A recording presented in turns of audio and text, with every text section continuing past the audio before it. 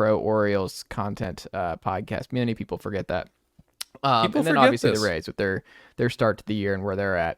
The team that's forgotten, that's good, not great, are the Toronto Blue Jays, Jon Tayler. And ahead of the deadline, what fascinates you about the Blue Jays? Where do you think they are? Do you think they're a real contender? Where are you at with the Blue Jays? So they're definitely a real contender. By our playoff odds, they're at 68.9% with a 56.8% chance to win a wild card spot. Those are the highest wild card odds in the American League right now, just ahead of the Orioles at 52.2. The only difference is the Orioles have a much better chance of winning the division because they are currently leading it, as opposed to the Blue Jays, who are 6.5 games out. Nonetheless, what I really like about the Blue Jays is they are just a really well-balanced team. They've got a great lineup, obviously. They're a good defensive club. They've got a great number one starting pitcher in Kevin Gausman. They have a great closer in Jordan Romano.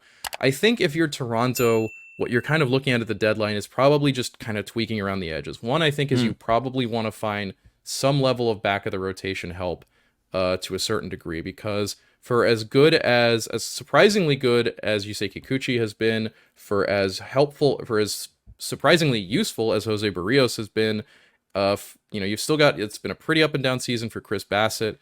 And then beyond that, you're talking about and then Alek Manoah, you have just no clue what you're going to get going forward this season. I don't think he's a guy the Blue Jays can rely on in any capacity. So maybe that's a team where you're looking for, and it doesn't have to be a Giolito type, but maybe it's a guy like a Lance Lynn. Someone who can just give them some innings toward the back and lessen their reliance on Manoah, lessen their reliance on Kikuchi, give them some help there. Similarly, I think the bullpen would be a good area for them to target. Beyond Jordan Romano and Eric Swanson, they've had some struggles in getting production out of there. I would love to see them get a better left-hander than Tim Meza. I would love to see them get a better middle relief arm than Yimi Garcia and Trevor Richards. They picked up Genesis Cabrera from the Cardinals. I don't think that's a guy who's really going to make much of an impact for them. They also don't really have much in the way of hope coming in terms of guys on the injured list. Adam Simber, Chad Green, Chad Green definitely out for the full season. Adam Simber put on the IL on the 18th with a shoulder impingement, unlikely to be back this season. They might get something out of Hyunjin Ryu toward the end of the year, but coming back off Tommy John at the age of 36, I can't really see him being a particular help. Maybe Nate Pearson is a guy who can come up and help them as a reliever, but otherwise it's kind of mediocre group among guys like Zach Pop, Thomas Hatch, Hagen Danner, Bowden Francis. I think if you're Toronto, you're particularly focused on trying to get left-handed and right-handed relief help. Otherwise, maybe you're looking for some extra thump off the bench. Right now that's a pretty thin bench in terms of power with Santiago Espinal, Cavan Biggio, Jordan Luplow, and depending on whoever Danny Jansen or Alejandro Kirk is starting, Brandon Belt has been pretty up and down for them as the semi-regular DH. Maybe they're also one of those teams looking for a left-handed bat. Again, I think a guy like a G-Man Choi or a Carlos Santana would be a useful piece for them, particularly Choi, given his ability to play a fantastic defensive first base, lets you spot for Vladimir Guerrero Jr. in the late innings, because Vlad has been rather bad defensively this season, and I don't think is a guy you can really expect to be that much better. I think the other potential place they could look for some help is second base. Right now, that's Whit Merrifield, who is very much showing his age. I don't know. How old is Whit Merrifield now? 34 and a half. Is he really? Yeah, the when thing did he get called up? How old was he? The thing people forget with Merrifield is he was called up pretty late in his career. He made his debut he was drafted in 2010 at the age of 21, but I don't think he made it up to the Royals until just after their World Series run. So gracious. It took him a bit to get up there, and it also took him a bit to get settled as a full-time guy. 35. I mean, I would he has never turned have guessed 35. that. He will turn 35 this offseason. So that's bonkers. I would have said 31, 32. That's insane. That's the thing, right? I had this moment the other day when I learned that I am... who is it I learned that I'm older than? I'm younger than Jay Bruce, which feels good. Yeah. Because You're that also I was younger not... than John Olerud. No, John Olerud. That's just the thing. No, the I'm saying older you're you get... younger than him. You're young. I'm just kidding. Oh, for sure I'm younger. Well, yeah, I'm younger than a lot of retired dudes, Brett Boone. I would hope. Brett Boone. Brett Boone is like 45. Jack Wilson. Is he not in the majors anymore? No, his son just got drafted. Yeah, and he's going to get called up quick. Yeah, that's a I'm not sure there's a more about. guaranteed solid just 13-year gamble than Jack Wilson's kid from Grand Canyon. Yeah, I mean, that's a guaranteed 2.5 wins above replacement a season, 2 of those all coming on defense. I'm sure he is. I have not seen Jack Wilson do a single thing with regards to like playing in any capacity I Yeah. guarantee he's already one of the 10 best defensive shortstops in baseball because he's Yeah. Jack Wilson's kid. That's just how that works. That dude has been taking fungos since he could like stand at like 8 months old. They just planted him in place and we're like, all right, kid, make sure you get that glove down. I would love to be in a front office during the draft for some of this stuff where like they're like, oh, should I go? I'm like, hey, everybody, we've missed 3 straight first round picks. Like, if we take one more high school kid, I'm going to lose my job. Here's what we're doing. We're taking the only damn sure thing, and I don't care if he's a 2.5 WAR player for his whole career. This man will be in the majors before 2 years into, like, he is going to be fine. We are done with shortstop for the next decade. Like, yeah, we're done. He's not going to be started. We're done. It's easy. I don't care how crappily he hits. We're done. Yeah, he's there. Like, it's done. It's off my plate. I need a win. Like, he's just a guaranteed win. Like, not a Ohtani win, but he's just a win. Like, there's just no way he's bad. I think that works for me. Yeah, I don't know. We're very pro Jack Wilson, too, on this very program. The Wilson family. We're all about Jack Wilson Jr. Jack Jr. What is his for now? Is it Zach? What? No, there's no way you go Jack No, it has to be. I would love it so much if it were Zach Wilson. Or even better, be Mac Wilson. This is gonna drive me nuts. Son. Let me see. It is. Nope, that's not it. Jacob. Jacob. So Jake. Yeah, Jake Wilson. So Jack Wilson, and then his son Jake Wilson. Oh, yeah. The person I learned I'm older than that just like briefly gave me a migraine was Kyle Gibson. How old's Kyle? Kyle Gibson is he's younger than 30. He's 35 years old. Okay. Here's the one that feels right. Here's the one that completely broke my brain. How old do you think Martin Perez is?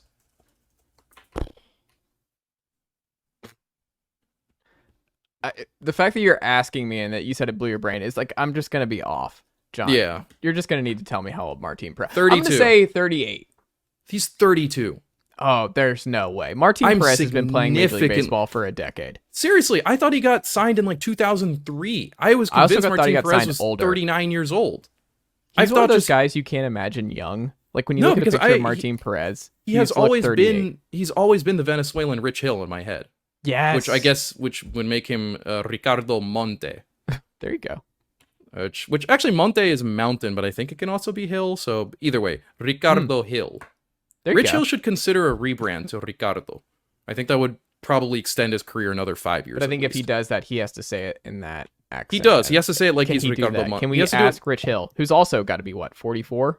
Oh, Rich Hill's like 41 years old. That one I feel confident about. I know Rich Hill's 1,000 years old. Like, yeah. He looks like every dad you've ever seen. No, do you know who the most dad-looking baseball player of all time is? And it'll never be topped.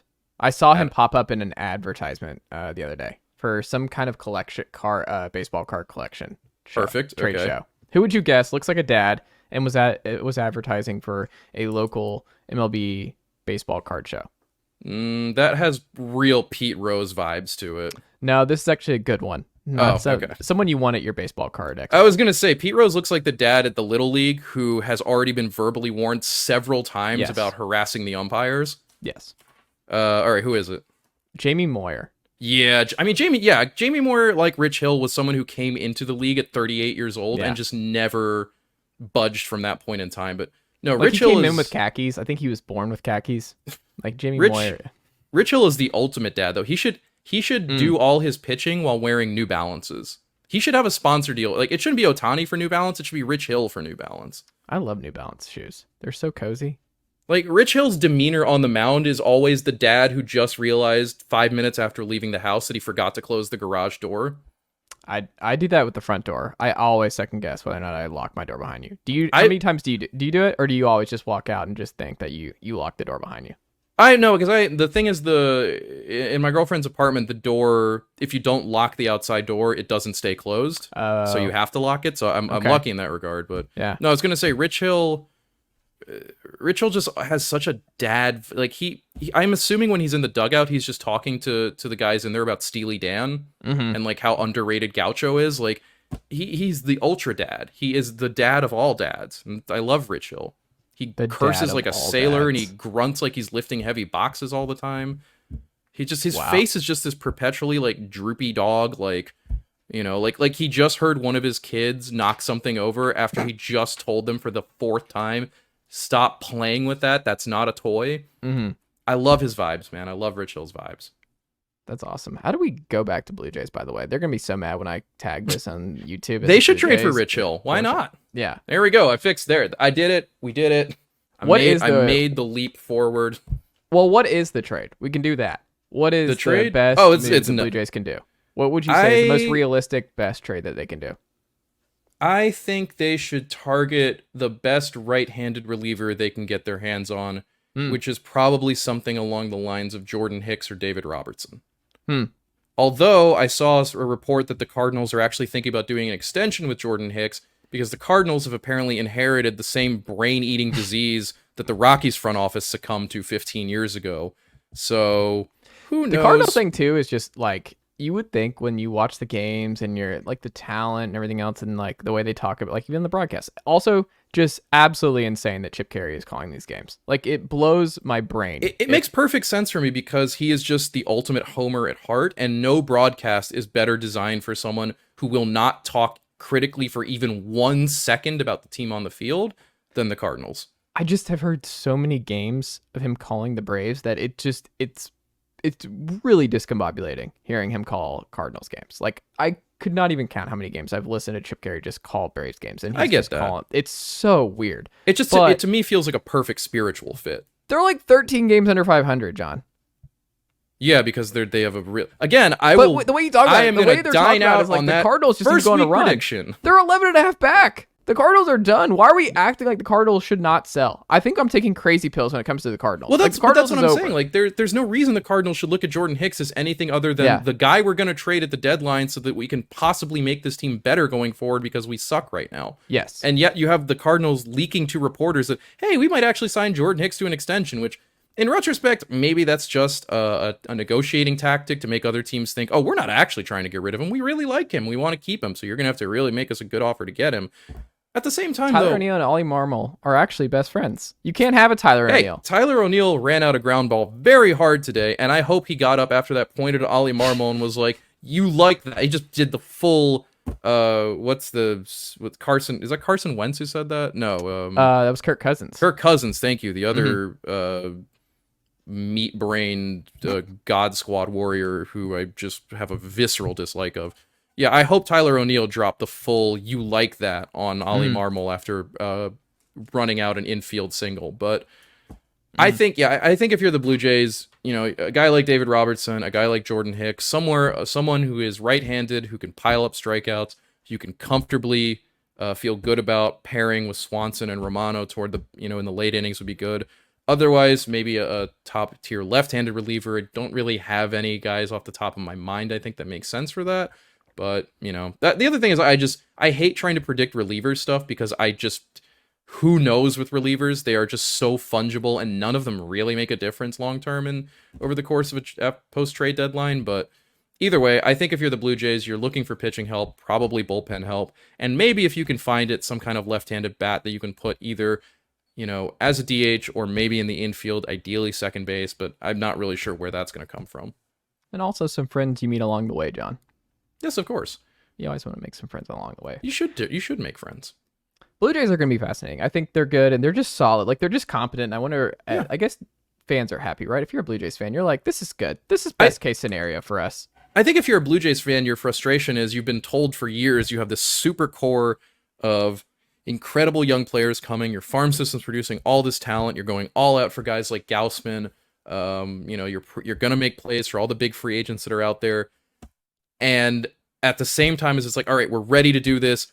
Okay, here are the Rays, and also here's Baltimore, who's just got an even better core of young players that's, you know, just going to be an even better long-term contender than I think the Blue Jays are. So if you're the Blue Jays, I think there has to be that worry. It's like, we thought this window where we were going to be the kings of the AL East, you know, once the Red Sox and the Yankees fell off, and because we didn't think the Rays were going to spend, and because the Orioles were supposed to, you know, maybe take a little longer to get here, now you're maybe sweating it a bit and going, okay, for starters, the Orioles are legitimately very good. The Rays just are going to do this forever. And for as much as the Red Sox and Yankees just don't look all that great right now, they are both still very high payroll teams who have some very good players on them. And neither of those teams is out of the playoff race either. Boston's a game and a half back in the wild card race right now. The Yankees are about a half game behind them. You know, so if you're the Blue Jays, I think you're both feeling comfortable, but you're also a little scared that this is not as strong.